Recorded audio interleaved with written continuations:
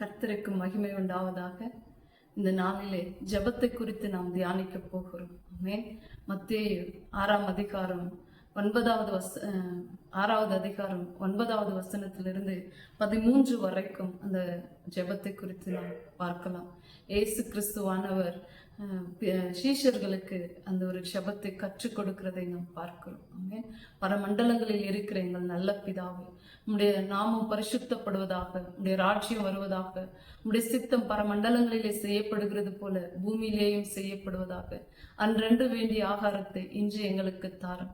எங்கள் கடனாளிகளை நாங்கள் மன்னிக்கிறது போல எங்கள் பாவ கடன்களை எங்களுக்கு மன்னியும். எங்களை சோதனைக்குள் பிரவேசிக்க பண்ணாமல் தீமை நின்று காத்து ரட்சித்துக் கொள்ளும். ராஜ்யமும் வல்லமையும் மகிமையும் என்றென்றைக்கும் முடியவைகளே என்று சொல்லி ஆமென்.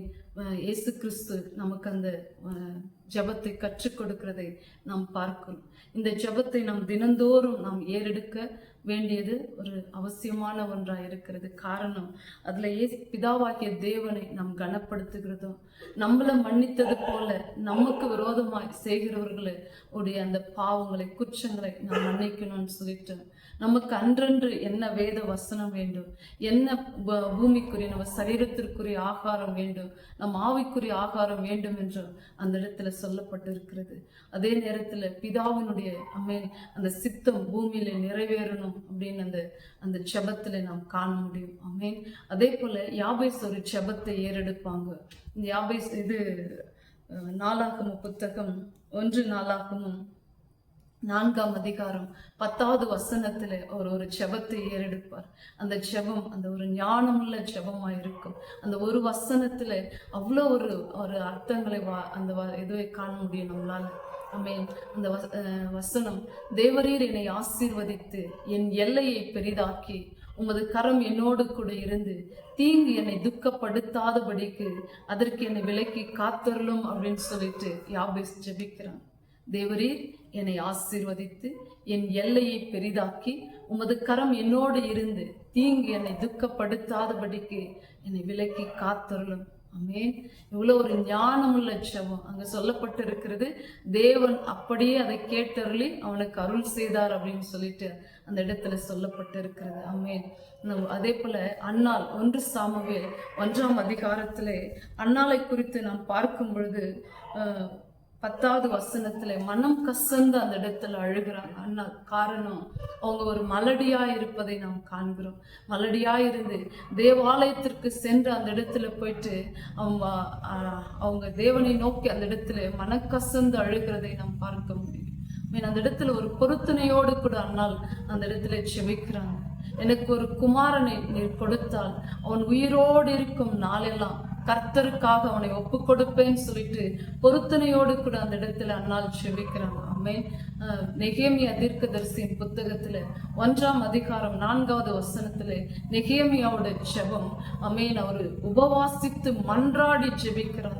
பரலோகத்தின் தேவனை நோக்கி அந்த இடத்துல மன்றாடி ஜெபிக்கிறதை நாம் பார்க்கிறோம். எருசலேம் தேவாலயத்தினுடைய அந்த அலங்கம் இடிக்கப்பட்டிருக்கிறதையும் அந்த வாசல்கள் சுட்டெரிக்கப்பட்டிருக்கிறதையும் அவர் கேள்விப்படும் பொழுது அப்படியான ஒரு ஜெபத்தை அந்த இடத்துல ஏறெடுக்கிறதை நாம் பார்க்கிறோம். அல்லேலூயா.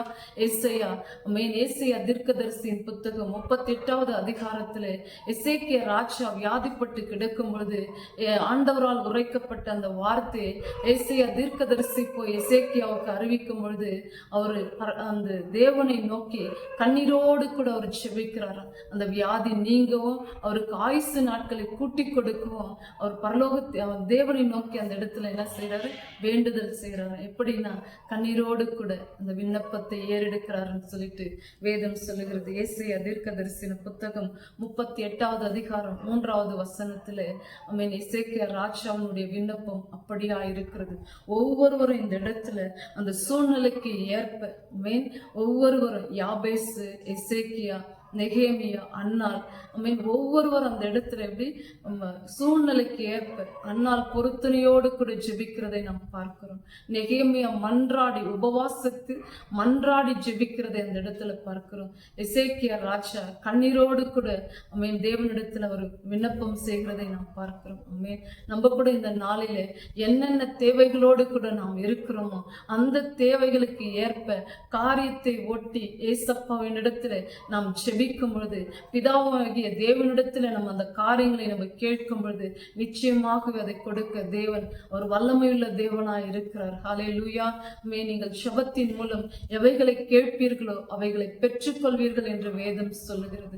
அந்த வசனத்தின்படி நம்ம சூழ்நிலை, நம்மளுடைய தேவை என்னவோ, உபவாசிக்கணுமா, பொருத்தனையோடு ஜெபிக்கணுமா, ஞானத்தோடு ஜெபிக்கணுமான்னு சொல்லிட்டு நாம் ஜெபம் செய்யக்கூடிய தேவ பிள்ளைகளாய் நாம் காணப்பட வேண்டும்.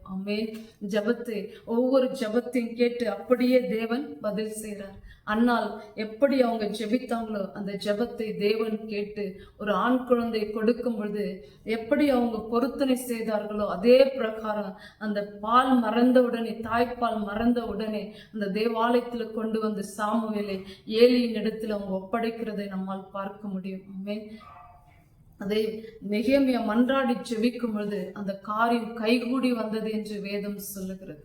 எசேக்கியா ராஜாவினுடைய அந்த கண்ணீரோடு அவர் ஜெபிக்கிற அந்த ஜெபத்திற்கு 15 ஆண்டுகளை தேவன் அவருக்கு கூட்டி கொடுக்கிறதை, அந்த இடத்துல ஆயுசு நாட்களை கூட்டி கொடுக்கிறதை நம்மால் பார்க்க முடியும். ஹல்லேலூயா.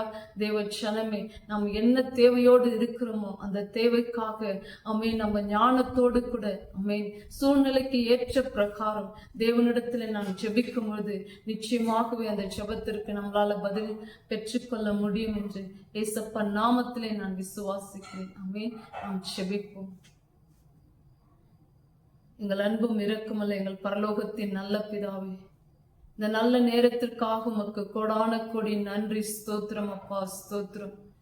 யாரெல்லாம் உபவாசத்தோடு கண்ணீரோடு கூட கர்த்தாவே பொருத்தனையோடு கூட ஜெபிக்கிறார்களே ஏசப்பா, ஒவ்வொருடைய ஜெபத்திற்கும் அப்பா இந்த நாங்கள் பார்த்த இந்த நேரத்தில் ஒவ்வொருவருக்கு நீர் எப்படி பதில் தந்தீரோ அதே போல தேவ பிள்ளைகள் யாரெல்லாம் மன்றாடி ஜெபித்து கொண்டிருக்கிறார்களோ, உபவாசித்து ஜெபிக்கிறார்களோ, கண்ணீரோடு ஜெபித்து கொண்டிருக்கிறார்களோ ஏசப்பா, மனக்கசந்து ஜெபிக்கிறார்களோ, அந்த ஜெபத்திற்கு நீர் பதில் தரும்படியாக இடத்துல கெஞ்சுகிறோம் ஏசப்பா, ஸ்தோத்திரம்.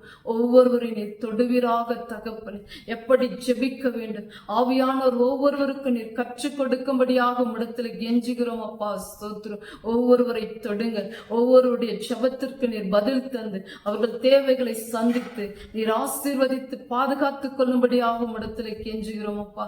நீர் அப்படியே செய்கிற தயவுக்காக உமக்கு கொடான கோடி நன்றி, ஸ்தோத்திரம். பொறுப்பெடுத்துக் கொள்ளுங்க ஏசப்பா, வழி நடத்துங்க.